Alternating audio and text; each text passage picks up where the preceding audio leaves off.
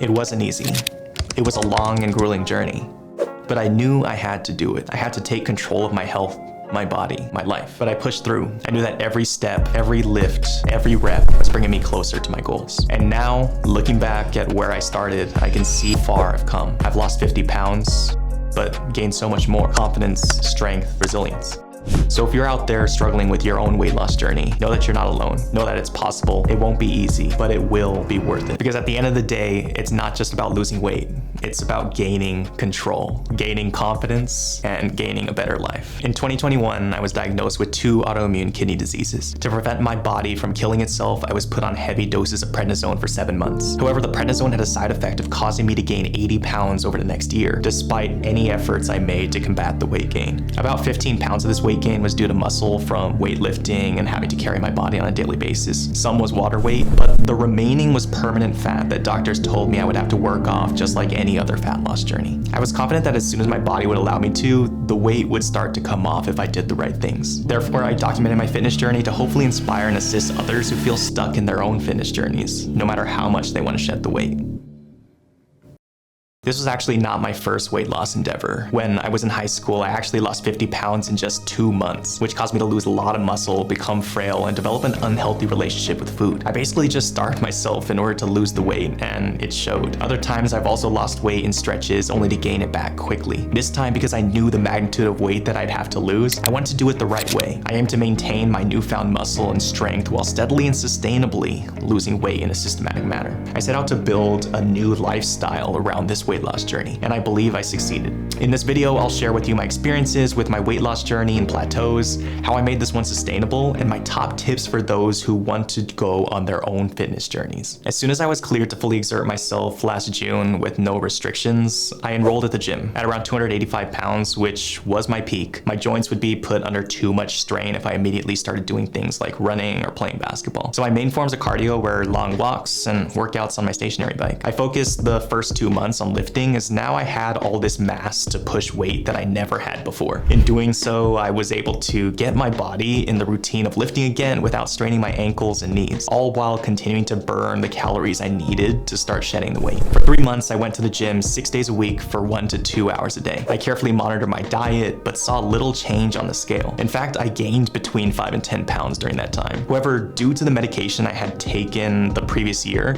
I remained patient and continued to push myself in the hopes of not only stopping further weight gain, but also losing weight. Looking back, it would have been almost justifiable to give up. Everything I did during those 3 months was in the hopes of losing weight, and yet I still gained weight. But if I had given up at that point in August and resigned myself to this idea that I would never lose the weight, I would have missed out on what was just around the corner. During that time, it wasn't all doom and gloom though. I experienced positive changes too, mostly with how I felt. My body began to feel normal again, and I noticed increased stamina while climbing stairs and taking longer walks. I was also able to do more challenging workouts week by week. Overall, I just felt stronger. In September of last year, I began to see a drop in the numbers on the scale. Surprisingly, nothing about my routine or lifestyle choices had changed. I simply kept up with my routine and knew that eventually I would be able to take control of my body again. By the end of the month, I had lost enough weight to feel comfortable playing basketball for the first time since being diagnosed. I started with simple 3-on-3 games, but it felt like the beginning of the end of my health battle. Over the next couple of months, I consistently lost between 1 pound or 2 a week and 4 to 8 pounds a month. But then came December and I hit a plateau. During the travel and holiday season of December and January, I actually only lost 1 pound or 2 total. My workout routine definitely was affected by flights, lack of access to my gym, and generally eating much more unhealthy foods when with family. I did the best I could to not overindulge, and I still continued to work out as consistently as possible, but it wasn't enough to continue the momentum that I had going during the months prior. During this time, I think it was healthy of me to just make sure that I didn't gain any weight and don't stress too much about the numbers because I was away from home. And when I did return home, I actually felt really excited and reinvigorated to continue my journey. I even went a step further than I expected, and I joined a men's basketball league to really test my progress and continue to improve my fitness levels. This was a decision that I sat on for weeks since I was maybe at 50% of the athletic ability I was used to having. But I had to compete with ex-college athletes in every game. In the end, the league really just reinstated my passion for basketball, and I haven't looked back since. But for as fulfilling as the league was, my weight weight weirdly plateaued again around May. At this point, I was anticipating going to Vegas for my MIT reunion and knew that it would be really hot, that there would be pool parties, and that I would probably have to be on my feet a lot. So I knew I had to get even more deliberate if I wanted to go beyond this plateau. Since May, I've been meticulously counting every calorie I consume. To achieve a 1,000 calorie deficit, I aim to consume 1,000 fewer calories than my body's maintenance calorie level,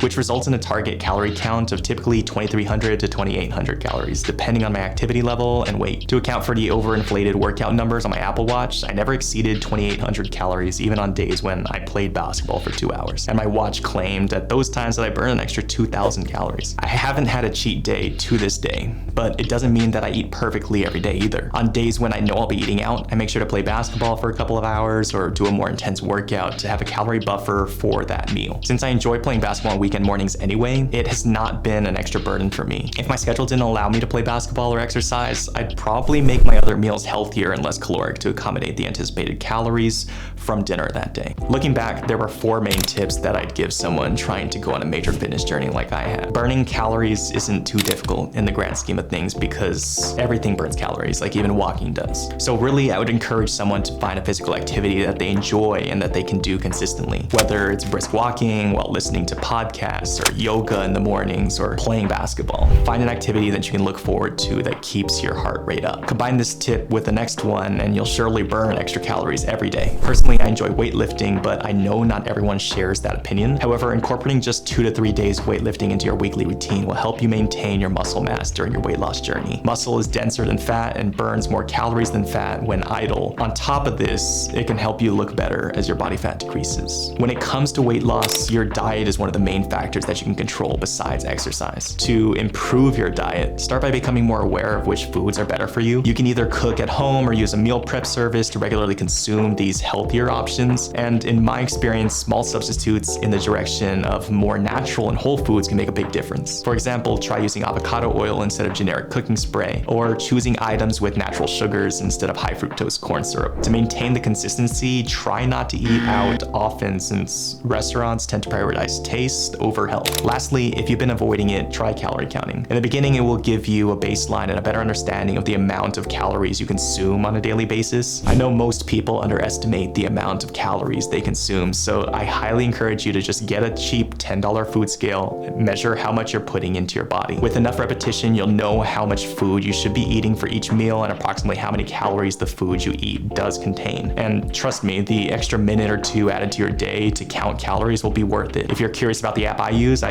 Chronometer. I'm not sponsored or anything, but it's a modern, intuitive tracker that I personally use. Throughout this long fitness journey, there have been key unexpected sources of motivation that have kept me excited to continue, despite how difficult some days may feel. As my body fat percentage drops, I begin to see glimpses of what my body underneath the fat looks like again. Clothes start to fit better than they have before. I'm able to unretire some shirts that I gave up on trying to wear. Every day, I'm one step closer to looking as healthy as I feel inside. As my weight drops, my body becomes more capable in basketball and overall athleticism. Thanks to exercises from the ATG program by Knees Over Toes guy, my flexibility and balance have also improved. With each day, I'm able to do more on the basketball court than the day before, which makes me excited to test my improvements on a daily basis. I've also been approached at the gym by numerous people on different days who find my transformation inspiring. Although they don't know what I've been through, they see a hardworking person who consistently strives for self-improvement. Many have expressed how seeing me pushes them to continue on their own fitness journeys. Lastly, my girlfriend Michelle has willingly taken steps with me to improve our health. Together, we've cooked many meals over the last year, and even when she cooks alone, she makes sure to measure everything so that I know how many calories I'm consuming. This solidarity has definitely given me a boost on days when I may have strayed from my plan. I've gone through a lot over the last couple of years, and the fitness journey is just a part of that whole experience. I still have a long way to go in terms of my personal fitness goals, but hopefully this video helped frame your mind around what a normal, healthy, and sustainable weight loss journey looks and feels like. Check out the videos on the screen if you want a bit more backstory as how I got sick to begin with. If you want to stay up to date with my journey, make sure to subscribe and have the notification bell clicked. I'll also be posting some additional fitness content on my TikTok and Instagram pages, so stay tuned for those.